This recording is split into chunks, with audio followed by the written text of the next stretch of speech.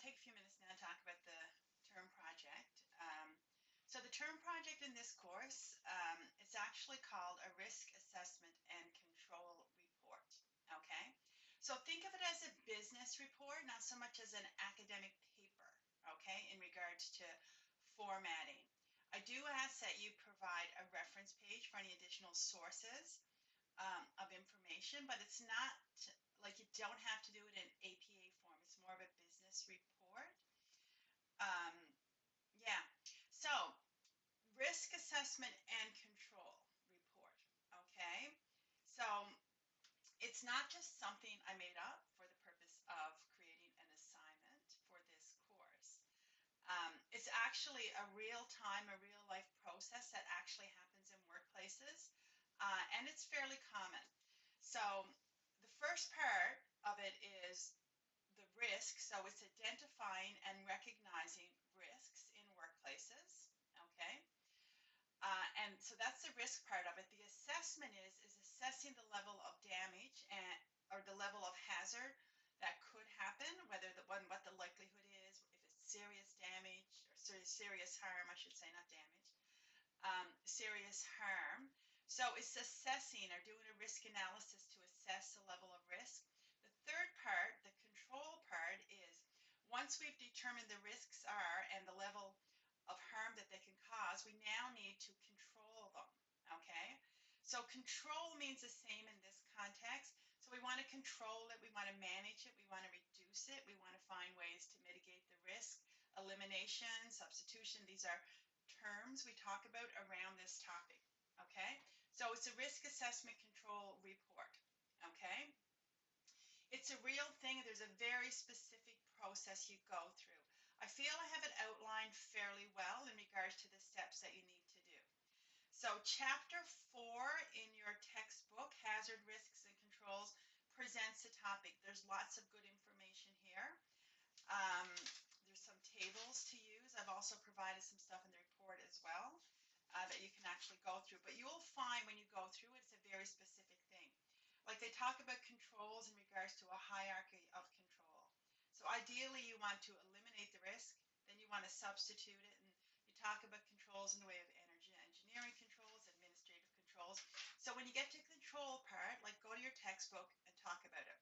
So what you have to do is you have to identify a real job, okay, and then to identify the risks in that job, okay? The job can be something you're working in, something you've worked in the past. If those examples or if those don't work for you, then, you know, a job that you're familiar with, or ask somebody else, or just, you know, find a job that has known risks. I tell students when you're doing any papers at all, it's always good, or any presentations, like if you did oral communications and you have to do presentations, it's always good to be able to write about, to talk about something that you know or have firsthand experience.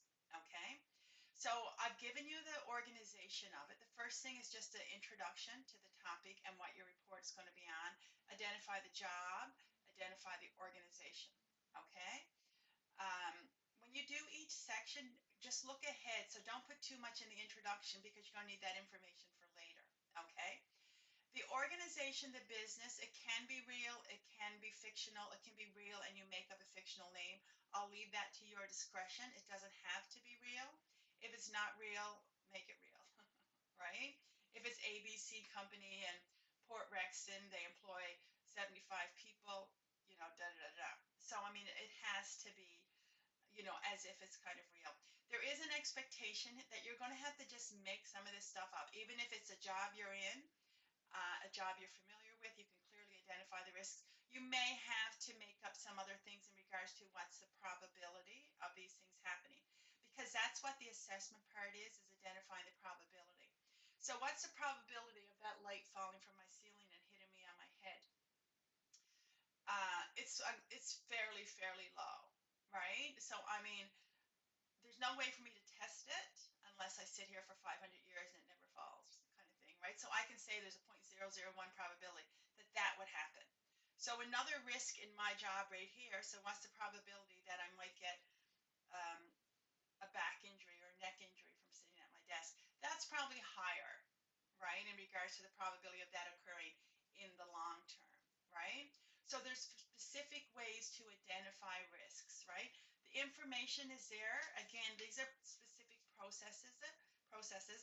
Google it. I Google everything. I'm Googling all the time. You just need to be able to identify the information. And I'm all for looking for valid information. Just make sure you reference the source. I don't make this stuff up. I don't expect students to make it up. What you do need to be able to do is to think for yourself, problem solve, to critically be able to find the information that is best suited to the scope of the work you kind of need to do. Um, yeah. So you identify your job. So you do the introduction, then you have to talk a bit about the organization, then you talk specifically about the job. Okay? Be specific as possible in all of this. Okay? So I'm just going to make up a job here now. Something just simple. Simple is always best. You know, like pick one small little job, and I'm sure you can identify risks. So I want you to then identify the risks in a job, okay? Not or identify the tasks and the possible hazards in a job. So identify the task first and then identify any risks associated with the task. This information is presented really well in tables, okay? Look at the tables that are given. Google some information, and this is how this information is presented, say, really well. You also need to be able to say, discuss it. So once you kind of list the hazards, you can either do an assessment on several different hazards in a job, or else you could just list lots of hazards and really focus on one. If you focus on one hazard, you're just going to have to be more detailed about it. Like if there's one main hazard in the job. So I'm just going to use the example. I just came from Tim's. I just came from swimming actually, and I pick up my Tim's in the morning when I go 3 mornings a week. So there's a little girl, when I order my coffee, I go through who passed me my coffee. So I'm just going to use her specific job. There's so many hazards in any type of food service, fast food service as we know it.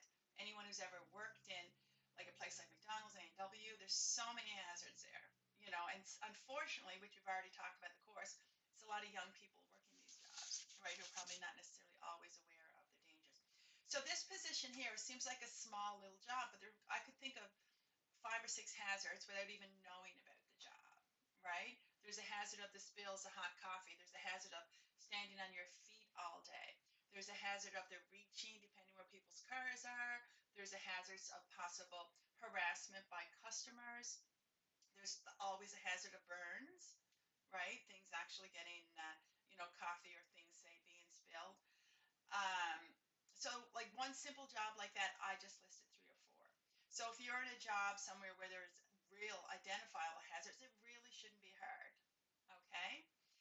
Um, so there's a process, and like I said, really pay attention to how I have it organized for you. Also look at the rubric I'm giving you, because look where the weight is assigned in the rubric. Okay. So because that's where you want to focus your time and energy. Okay. So you've got your organizational profile, the job profile, and then there's another section called methodology, and that's how you actually gathered your information. So again, I've given you a bit of information about what a methodology is in a research report. But again, just Google it. There's lots of things to do. But what I kind of say to students is you need to tell the reader how you gathered this information. So you can say you surveyed the employees, you did some observation, you looked at accident reports to see where most of the accidents were. So how did you gather information that allowed you to determine that these were the hazards? Okay, so the main three parts of the assignment are the 3 things I've already identified. It's the risk, the assessment, and the control. Okay, so once you do your introductory stuff, this is the bulk of the paper are these 3 parts. So when you identify the risks, then you assess the risks, and then you suggest some controls in place to reduce, mitigate, to eliminate, say, the risks. And then after that is just kind of a conclusion, and I want a kind of a reference page. Okay.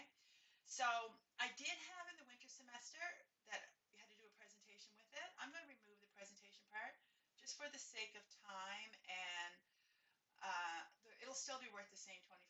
I'll go in and change it up a bit and change the rubric as well to not include that. I'd rather students students to focus on the paper itself. Okay? This is what I would almost call like a practical assignment. I don't know if, I don't think, I'm looking at, I've only had 5. I've never only had 5 in a class. Normally, even at intersession, I got 15, and I got about 50 at winter when I teach it. Um, yeah, so normally, like, students have the opportunity, we have more conversations, they may have the opportunity to work in groups kind of thing. But I want you to kind of focus on the process here. We won't worry about the presentation part. Like I said, I'll remove that. So the other important thing is reach out to me. I think one of the 5 students have let me know what she's doing hers on. So I think it's a good idea to say, hey, Linda, this is what I'm thinking of. And I can say, yeah, have you thought about this? That's a good idea. And here's some suggestions or some direction to go with it. Okay, that's what I'm kind of here for. And because of the time constraint of intersession, you don't want to be 3 or 4 days trying to figure something out once you get started. Okay? I'm also going to send you a little document I did up about how to properly insert images, pictures, graphs in any type of paper report so that you can kind of move it around. This information is going to present really well with pictures, with graphs, with tables, okay? So if you're talking about a hazard, find a specific hazard, like find a nice graphic online and insert it in your document. So this is a report. The premise is you're doing this report for the organization, okay? You don't have to identify and say, I'm an HR specialist, but you're doing a risk assessment report for, say, the College of the North Atlantic, or for Tim Hortons, and this is a particular task that you're actually going to be trying to identify the hazards and then kind of control and reduce the hazards. Like I said, this is a real process. Workplace NL, which is really our governing body, it's the government for workplace, they have a webinar on it. And at the winter semester, because it happened in March, even I had the students, well, I suggested students go do it. So like I said, this is a real-time process. So it's too bad now that we couldn't do it because it's not being offered now, and you have to do their sessions like live. They're not like, you can't just randomly do them when you want, even though I'm going to check it out.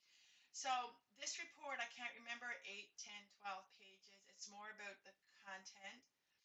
I'm not going to say less is more because sometimes you have to include the more to kind of meet all the objectives and the requirements of a paper, right? It's important for formatting, presentation. You want, and everything you do, you want it to be, professional reports. So not everybody has the document production skills for doing that, but it's something everybody should be working on, if not. Okay. I feel like there's probably a bit more to it, but I think I have it laid out nicely for you. So just have a look at it today. As soon as you watch this video, take 3 or 4 more minutes while it's fresh in your mind and scan through the requirements that I'm kind of talking about here. Yeah, and it's important, like I said, to just keep me informed. Once you know your topic or your workplace, just reach out to me, let me know, and I'll give you some starting points to kind of get started and some direction to go with it. Okay, it's Friday, 3 weeks in, halfway through the semester. The final exam date, we actually had a draft yesterday, so I'm guessing early next week. There is a final exam in this course. Don't know if anyone's doing any other courses, but I should have the date for you early next week of the final exams. I think they go from the 13th, June the 13th to June the 18th. Okay, happy Friday. I'll just be, oh darn it, what did I do? I'll just be sending this in